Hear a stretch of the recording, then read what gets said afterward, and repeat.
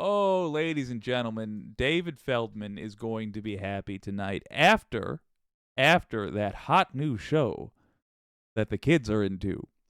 Left Past 10 will be David Feldman's show. And you know that tonight he is going to be in celebration mode. Why? Oh, because good old Gymnasium Jordan is not the Speaker of the House.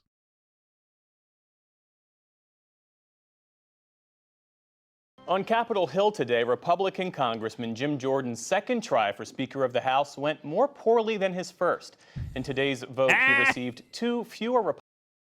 All right, let's just appreciate this fancy news gentleman had to find the correct phraseology to say that yesterday went poorly and today went worse. And he came up with the phrase, today's vote went more poorly. Okay. Good. Just appreciating it. F you, Jim Jordan. Republican votes than yesterday.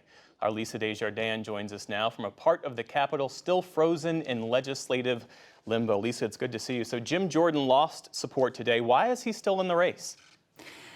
It is the question everyone's asking tonight. The House is not going to vote again tonight.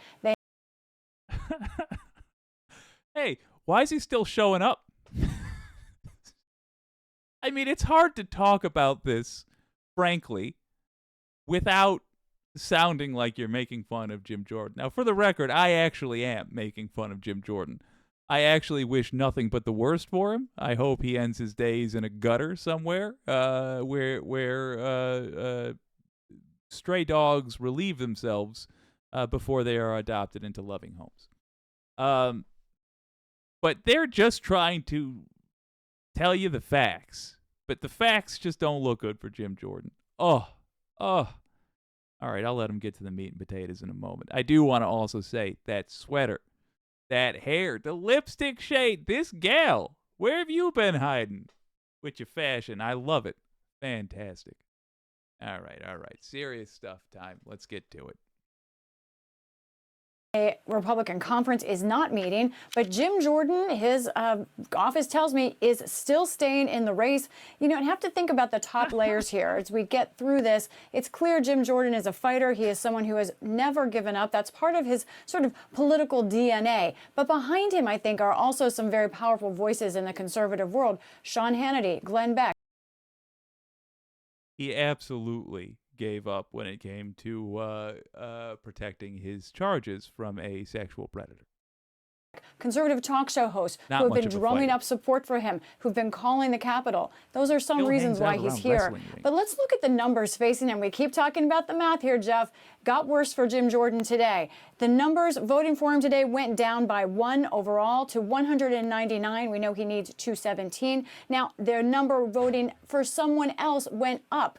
22 Republicans today voted for someone else. That is 2 more than we've seen in the past. And then, Jeff, we saw, of course, Hakeem Jeffries, the Democrat, receiving the most votes again, 212 as Democrats were united. Why is it that moderates were able to stay so united today, in fact, grow their ranks against Jim Jordan? Well, they still are just seething about the way they say Steve Scalise was treated. They think Oh, so first of all, is there a better here it is. Is there a better microcosm for America than Jeffries getting the most votes for Speaker time and time again and not being made Speaker of the House? That's the US of A, folks. Just want to point out. Oh, this isn't even the correct thing. Let's see if I can find it. Just want to point out that. Oh gosh, I guess they don't have it. That these guys were choosing between somebody who famously covered up for the molestation of student athletes that he was in charge of. That's the guy to my left, literally only in terms of positioning. That was one of their choices. The other one called himself a Klansman. He compared himself to the leader of the Ku Klux Klan.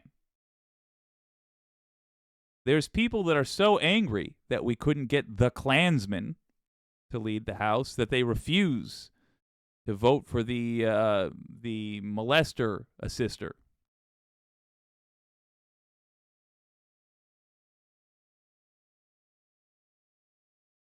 That's the very best that they got. The absolute best. Later in this bit, this guy is going to talk about how the Klansman is the choice for the moderate Republican, the old school Republican, Steve Scalise. That's who they're going to mention. And I just want you to remember that he is a Klansman. At the very least, he loves the Ku Klux Klan. At the very least, he's all about what they are. I mean, he might not have officially joined their ranks. I assume he has. I assume he just knew to keep his hood on. But regardless, he has expressed his love for the Klan. This filth has. So just understand that is what a moderate Republican desperately wants running our lives. A terrorist filth like Steve Scalise. That's what they want. A reject from any decent society. Purgatory wouldn't take him, much less polite society. Wild to me. Absolutely wild to me. Jeff, we saw, of course, Hakeem Gordon. Well, they still are just seething about the way they say Steve Scalise was treated. They think that he should have had this shot on the floor, and they basically say they don't trust the way Jim Jordan and those around him are handling this. And in the meantime, Lisa, Democrats seem to have warmed to this idea of making Patrick McHenry a temporary speaker so that the chamber can get back to work. What are some of the other viable options? That is a very real effort that is sort of growing by the hour, something that Okay, so Patrick McHenry was that angry little garden gnome that slammed the gavel. He also tried to take a swing at Matt Gaetz. He is my favorite Republican. I still want him to wind up in prison, but he is my favorite Republican. Many people are considering. There is, in fact, at least 2 different members of the House Republican Conference ready to put forth a resolution to elevate the powers of Mr. McHenry. But what I found interesting today is that some of those folks backing Jordan are themselves now looking for other candidates. Here's someone I spoke to earlier. This is Beth Van Dyne of Texas. I think there are a number of people in our conference that have got, leadership abilities, that have been able to show them to their peers, that they have their back and that they'll be there. They've got strong conservative values and they've got a strong voice. I think there's a number of those people in our conference. I just want them to step up and run for leadership. We've seen 3 of them step up, but right now it's all about getting to 217. Who are we talking about potentially? Just in the last bit of time, a new name has in fact emerged. I want to talk about Representative Jack Bergman of Michigan. He's a retired Marine general. And if you remember my somewhat failed gag about Northern Michigan, he is just the worst. He's a terrible human being. And he's a traitor. He is yet another traitor.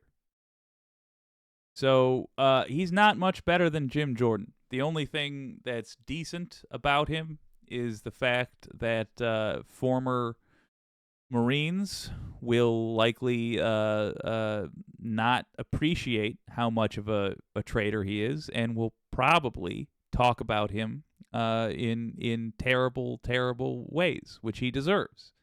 Again, I can only apologize. I'm sorry. I've done everything I can to put pressure on Northern Michigan. I have followed through on my threat to stop buying their tchotchkes and their souvenir magnets. But to my shock, that hasn't affected the economy so much that they are willing to recall Jack Bergman. So here he is in the running for Speaker of the House. This traitor from my state. I'm sorry. Who has put out a statement now saying that he did not intend to run for speaker, but if they cannot decide upon one, that he is willing to be considered as one, that people have approached him for the job, and to serve only until the end of this Congress. So that's one name out there. Many others that I think we'll be talking about in the next couple of days. And it raises the question, Lisa, as to why the traditional Republicans, the more establishment-aligned Republicans, haven't yet nominated their own candidate. They are the majority of the House Republican majority. Why aren't they fighting harder for their faction and for the institution? You and I will have to talk. The majority of the majority is very tricky with the House Republicans, but I will say the answer is probably this. They would say they backed Steve Scalise, that they did put out a candidate, and they would also say they are right now looking for another, and some of them talking to Democrats. So that is a group that you are right to very closely watch.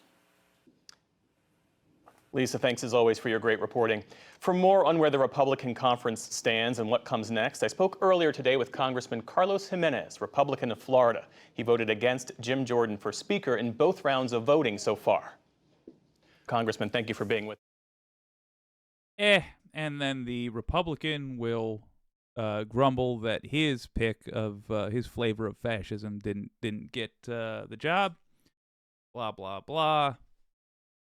And I'm sure he'll try to blame Democrats for not helping Republicans. I would be furious if Democrats helped Republicans. That's a wild expectation. And really, really shockingly, very much only possible in the United States. Oh, Jesus. In the United States, where this whole generation of Republicans just expects Democrats to be their little assistants. Help them ruin the country. Oh, God. Sorry for the blasphemy. But, yeah. So Jack Bergman appears to be the next most serious candidate. 2024 is around the corner, folks. Let's get rid of the Republican majority in the House and never have to worry about this ever again.